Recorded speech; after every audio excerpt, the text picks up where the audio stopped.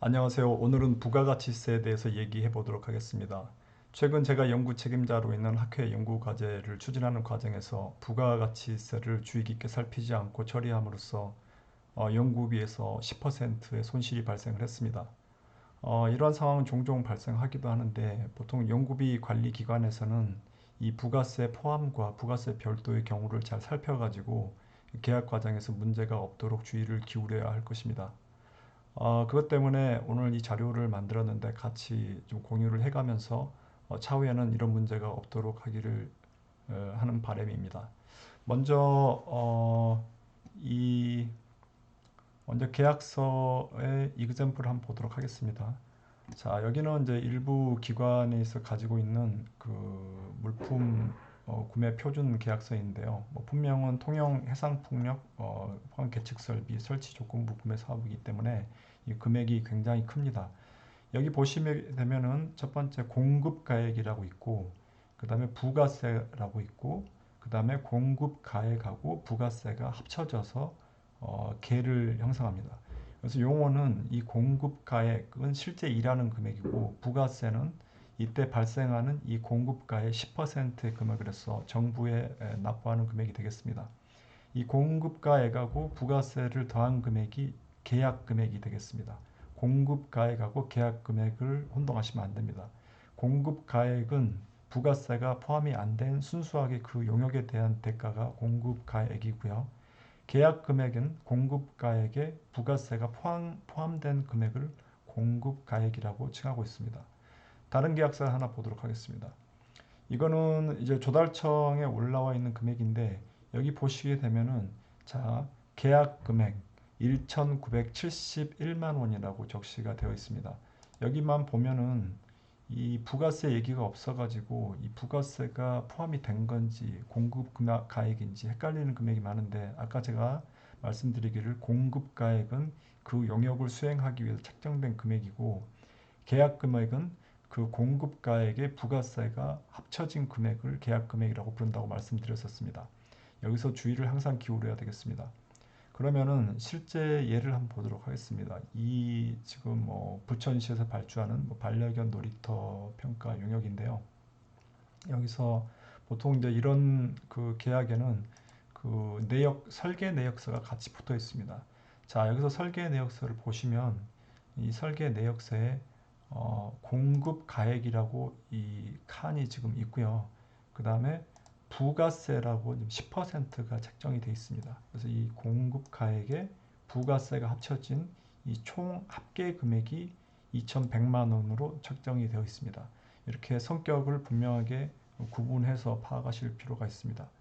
그러면은 이 부가세가 어떻게 처리되는데 대해서 한번 흐름을 얘기해 보도록 하겠습니다. 자, 아까 말씀드렸다 다시 한번 정리를 한번 해볼게요. 자, 먼저 부가세가 용역이 있으면 용역이 됐건 연구과제가 됐건 다 똑같습니다. 자, 첫 번째 먼저 표를 하나 만들어 볼게요. 구분 아까 공급 가액이라고 했었고요.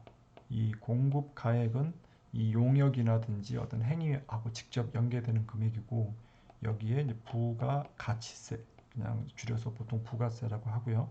그 다음에 계약 금액으로 그 금액을 구분할 수 있습니다. 자, 그러면 표를 한번 만들어 보겠습니다.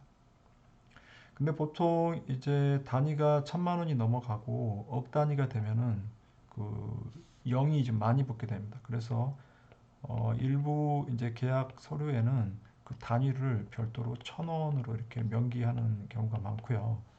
이럴 때는 이제 가령 예를 들어서 100 1000 3개 이렇게 돼 있다고 해서 이게 10만 원이 아니고 이건 이제 1억 원 금액이 되겠습니다. 그래서 이 경우에 부가세는 10%이니까 1,000만 원이 이제 부가세로 책정이 될 거고 그 다음에 계약 금액은 이 두 금액이 합쳐진 1억 1,000만 원이 계약 금액이 되겠습니다. 그래서 이 금액으로 계약이 되면 자, 이게 이제 계약된 금액인데요. 이 금액으로 계약이 되면은 여기 이 파란색으로 마킹된 부분은 이거는 정부에다 납부를 해야 되는 금액입니다. 이거는 정부로 납부를 해야 되는 금액이고 이 금액만 가지고 그 해당 용역을 수행하는 겁니다.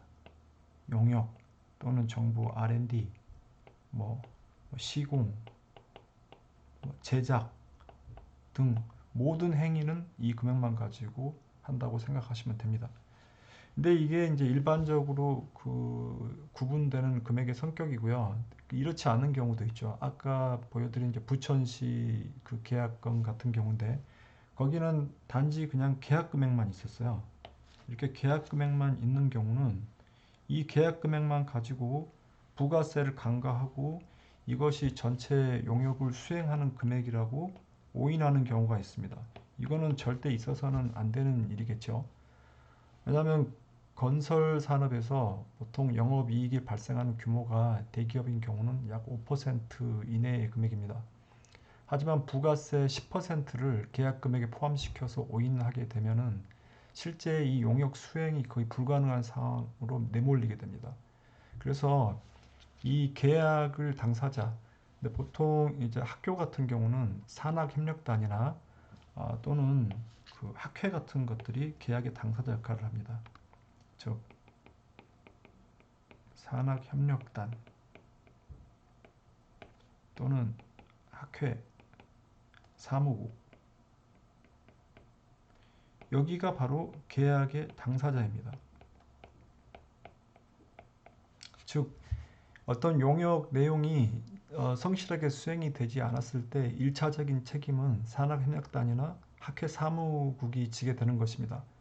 그래서 이 계약 당사자 기관에서 근무하는 직원들은 반드시 이 금액을 민감하게 검토를 해야 되고요. 특별히 이 부가세 부분은 포함이 되었는지 안 되었는지를 분명하게 따져가지고 최종적으로 금액을 결정을 해야 됩니다.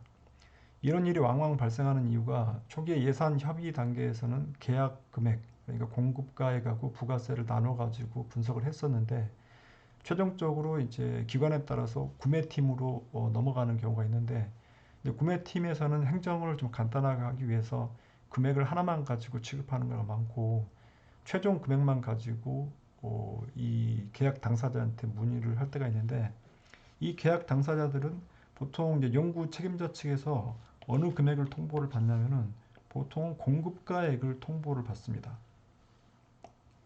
이 공급가액을 통보를 받기 때문에 이 공급가액을 계약 금액하고 혼동을 해가지고 답변을 행정적인 답변을 마무리한 다음에 나중에 문제가 되는 경우가 있습니다. 앞으로 좀 그런 일이 없도록 이 비디오를 좀 참조해 주시면 좋겠습니다. 그러면은 이제 이 부가세 환급에 대한 부분도 한번 얘기를 해볼 건데요. 자, 과연 이제 뭐 R&D나 뭐 매출이 있다고 했을 때 매출이 하나만 있는 게 아니죠. 매출 1의 계약금.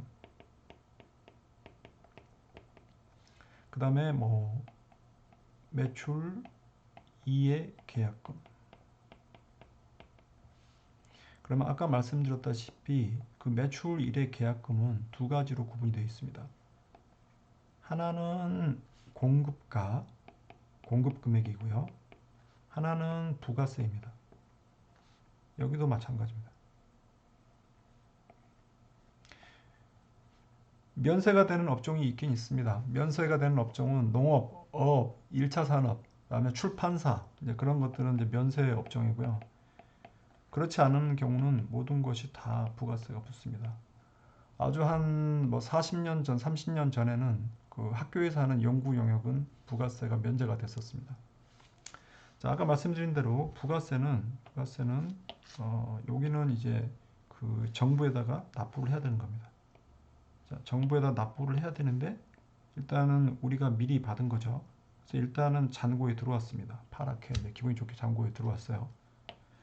근데 이제 용역을 수행을 하다 보면 이제 매입을 해야 됩니다. 여러 가지 뭐 실험 장비도 사야 되고 그 다음에 이제 누구한테다가 뭐 2차 뭐 해석이라든지 간단한 일도 시켜야 되고 뭐 여러 가지 행위들이 발생을 하는 거죠. 근데 보통 이제 하나의 그 프로젝트에서 뭐 독립된 성격의 그 매입만 발생하는 것이 아니라 이 매입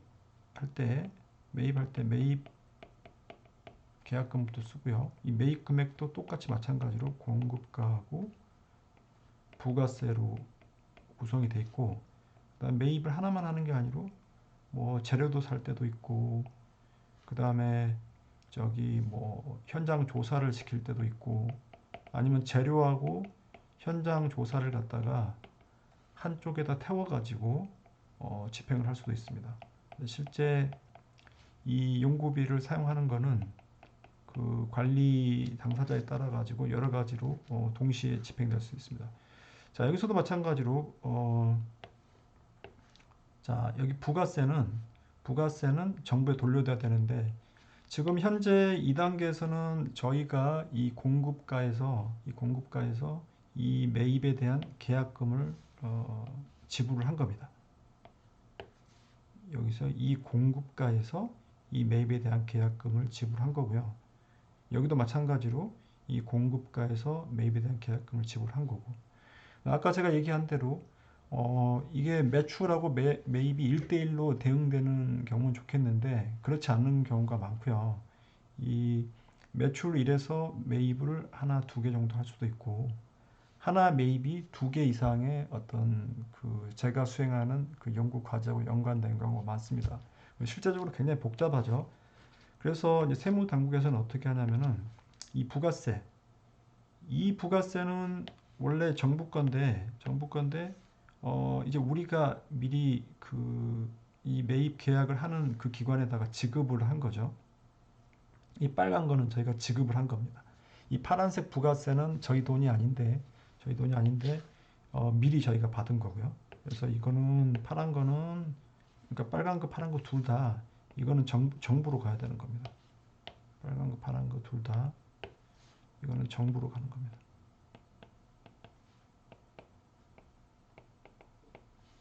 자, 그럼 이렇게 복잡하게 얽혀 있는 거를 어떻게 하냐? 그래서 최종적으로 어떻게 하냐면요. 이 파란색 금액이 빨강색 금액보다, 그러니까 매출에서 생겼던 부가세하고 매입에서 지출했던 부가세를 비교해서 이 매출에서 받았던 부가세가 매입에 지출했던 부가세보다 더 크면 부가세를 플러스 마이너스해서 저희가 더 가지고 있는 거잖아요. 그러면 정부에다가 부가세를 납부를 해야 되는 거고요. 그 다음에 이 매출에서 받았던 그 부가세보다 매입에서 지출했던 부가세가 더 큰 경우는 이때는 이제 부가세를 환급을 받습니다. 이런 식으로 세무 절차가 이루어지게 되겠고요. 보통은 어떻게 되느냐? 보통은 부가세를 환급을 받는 경우가 많습니다. 자, 오늘은 이제 부가세에 대해서 알아봤고요. 부가세 관계를 잘 이해해서 연구 행정에 문제가 없기를 바라는 마음에서 오늘 비디오를 만들었습니다.